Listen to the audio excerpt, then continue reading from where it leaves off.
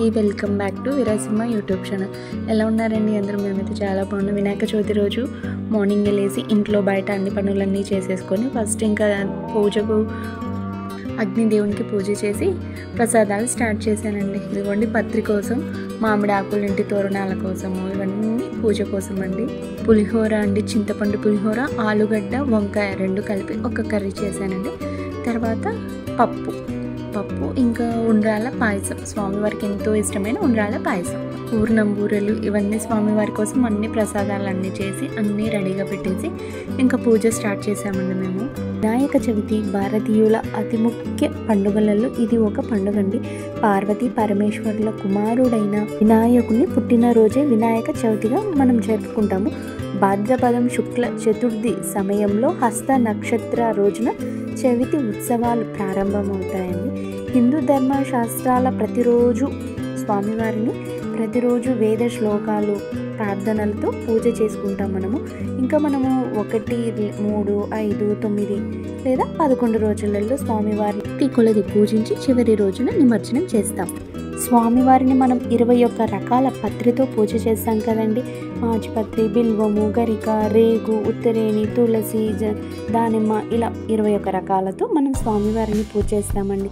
స్వామివారికి అభిషేకం కూడా చేస్తాం కదా, పాలు, తేనె, పంచామృతాలు అన్నీ కలిపి స్వామివారికి అభిషేకం చేస్తాము.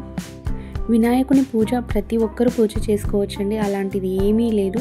ఇంకా వినాయకుని పూజ చేయడం మన హిందువుల ఆచారం అండి. అది వినాయకుని పూజ చేయటం ద్వారా విఘ్నాలను తొలగించి సిద్ధి, బుద్ధి, క్షేమము, లాభం పొందుతాము. ఇంకా హిందూ పురాణాలు చెబుతున్నాయండి, ఏ కార్యానికైనా వినాయకుని తొలి పూజ చేసి అడ్డంకులు తొలగించి విజయం లభిస్తుందని కూడా చెప్తారు. మనుషుల్లో ఐక్యతను పెంచే పండుగ వినాయక చవితి పండుగ. ఈ పండుగను అందరూ కలిసి చేసుకోవటం వల్ల మనము పండుగ కోసం మండపాలు ఏర్పాటు చేస్తాం, పూజ కోసం, ప్రసాదాల కోసం అందరూ ఒకటిగా కలిసి చేసుకుంటారు కాబట్టి మనుషుల్లో ఒకరికొకరు ఐక్యత కూడా పెరుగుతూ ఉంటుందండి. ఇదే అండి మా వినాయక చవితి సందడి వేడుకలు.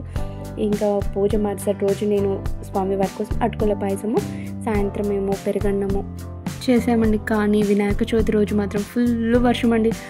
వర్షాలు, విపరీతమైన వర్షాలు. ఒకసారి మీరే సౌండ్ వినండి, అర్థమవుతుంది.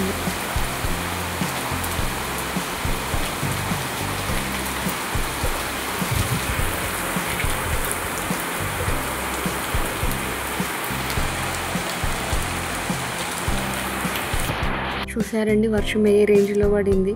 ఇక్కడే కాదండి, కామారెడ్డిలో కూడా విపరీతమైన వర్షాలు, పెద్ద పెద్ద వర్షాలు పడుతున్నాయండి.